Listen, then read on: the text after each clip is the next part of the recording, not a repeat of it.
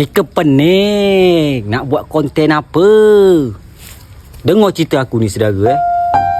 Dulu saudara, ada seorang laki-laki saudara yang hidup hanya sebatang kara saudara. Hidup dia susah. Hidup dia susah betul saudara. Di kampung tu cuma dia lah hidup sebatang kara. Kerja dia hari-hari cuma kuli. Disuruh orang menyapu, dia menyapu. Disuruh orang melansir, dia melansir. Disuruh orang memanen, dia memanen. Tapi dengan berjalannya waktu, lama-lama makin berubah dia hidup dia. Singkat cerita, dia pun jadi orang senang di kampung itu. Dia pun jadi orang yang terkaya. Dari cerita ini, kita dapat memetik satu pelajaran. Janganlah hidup ini menyerah saudara. Apa pun harus kita lakukan demi hidup. Jangan gampang-gampang menyerah.